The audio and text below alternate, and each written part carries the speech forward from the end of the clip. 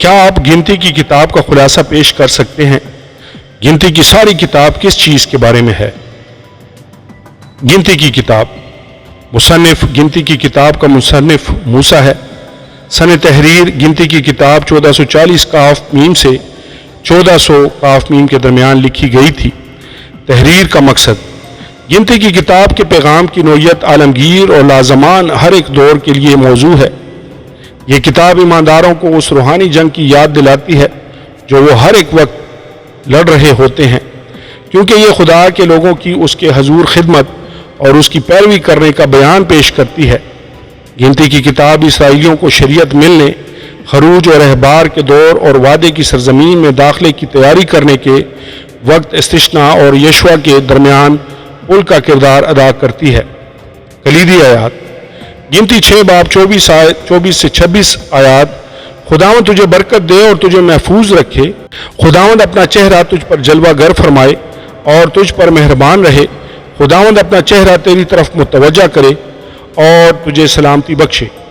گنتی 12 باب 6 سے 8 آیات۔ اب اس نے کہا میری باتیں سنو، اگر تم میں کوئی نبی ہو تو میں جو خداوند ہوں اسے رویا میں دکھائی دوں گا اور خواب میں اس سے باتیں کروں گا، اور میرا خادم موسیٰ ایسا نہیں ہے، وہ میرے سارے خاندان میں امانت دار ہے، میں اس سے معموں میں نہیں بلکہ روبرو اور صریحاً طور پر بات کرتا ہوں، اور اسے خداوند کا دیدار بھی نصیب ہوتا ہے، سو تم کو میرے خادم موسیٰ کی بدگوئی کرتے خوف کیوں نہ آیا؟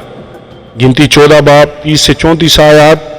ان میں سے کوئی اس ملک میں جس کی بابت میں نے قسم کھائی تھی کہ تم کو وہاں بساؤں گا جانے نہ پائے گا، سوا یفنا کے بیٹے کالب اور نون کے بیٹے یشوع کے، اور تمہارے بال بچے جن کی بابت تم نے یہ کہا کہ وہ تو لوٹ کر مال ٹھہریں گے، ان کو میں وہاں پہنچاؤں گا، اور جس ملک کو تم نے حقیر جانا اور اس کی حقیقت پہچانیں گے، اور تمہارا یہ حال ہوگا کہ تمہاری لاشیں اسی بیابان میں پڑی رہیں گی، اور تمہارے لڑکے بالے 40 برس تک بیابان میں آوارہ پھرتے اور تمہاری زناکاریوں کا پھل پھاتے رہیں گے، جب تک کہ تمہاری لاشیں بیابان میں گل نہ جائیں۔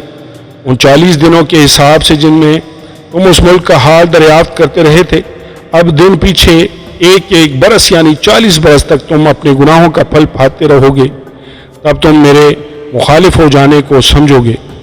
مختصر خلاصہ گنتی کی کتاب کے زیادہ تر واقعات بالخصوص بنی اسرائیل کے بیابان میں وارگی کے دور سے لے کر 40ویں سال تک کے درمیانی عرصہ میں رونما ہوئے۔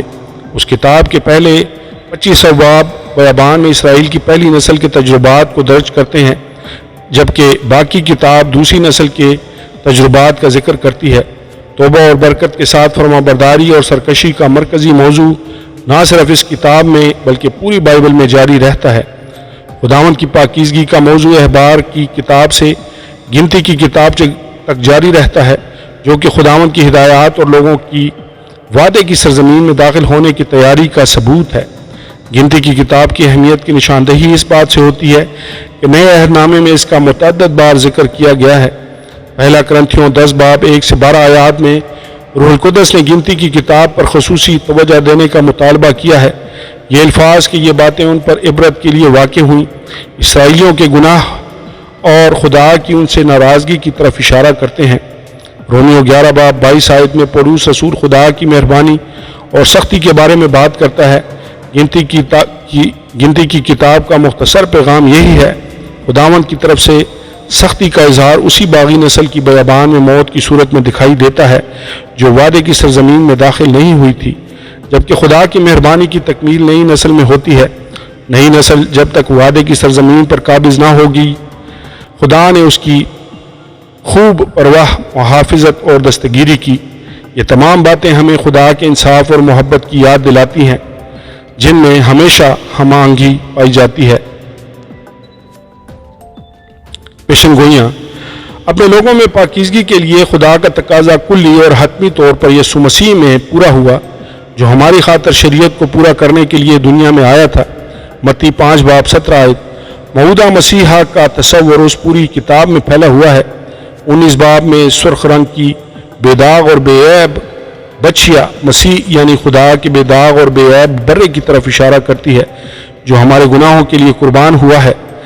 جسمانی شفا کی فراہمی کے لیے بلی پر لٹکائے گئے پیتل کے سانپ 21 باب کی تصویر بھی مسیح کے صلیب پر یا کلام کی خدمت کے لحاظ سے بلند کیے جانے کی نشاندہی ہے تاکہ جو کوئی ایمان کے ساتھ اس پر نظر کرے روحانی شفا پائے۔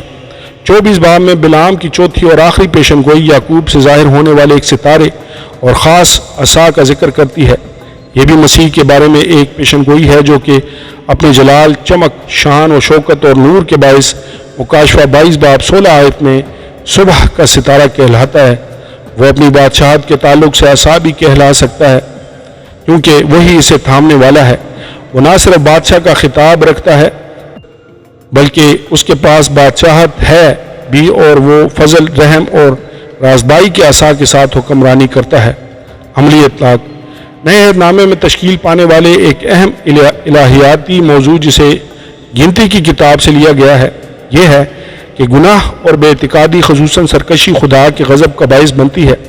پہلا کرنتھیوں خاص طور پر بیان کرتا ہے اور عبرانیوں 3 باب 7 آیت سے 4 باب 13 آیت تک کا حوالہ سختی سے اس بارے میں اشارہ کرتا ہے کہ یہ واقعات ایمانداروں کے لیے مثالیں ہیں تاکہ وہ دیکھیں اور ایسے کاموں سے بچیں۔ ہم بری چیزوں کی خواہش 6 آیت، حرام کاری 8 آیت، خداوند کی آزمائش 9 آیت یا شکایت 10 آیت نہ کریں۔ جس طرح بنی اسرائیل قوم اپنی سرکشی کی وجہ سے 40 سالوں تک بیابان میں وارا پھرتی رہی، بالکل ایسے ہی جب ہم خدا کے خلاف سرکشی کرتے ہیں تو وہ بعض اوقات ہمیں اپنے سے دور، تنہائی اور برکتوں کی کمی کا سامنا کرنے کے لیے چھوڑ دیتا ہے، لیکن خدا وفادار اور راستباز ہے، اور جس طرح اس نے اپنے دل میں بنی اسرائیل کو اس کے صحیح مقام پر بحال کیا تھا ویسے ہی وہ ہمیں برکت اور رفاقت کے رشتے میں اپنے ساتھ ہمیشہ بحال رکھے گا، بشرطے کہ ہم توبہ کریں اور اس کی طرف لوٹ آئیں۔ پہلا یوحنا 1 باب 9 آیت۔ آمین اور آمین۔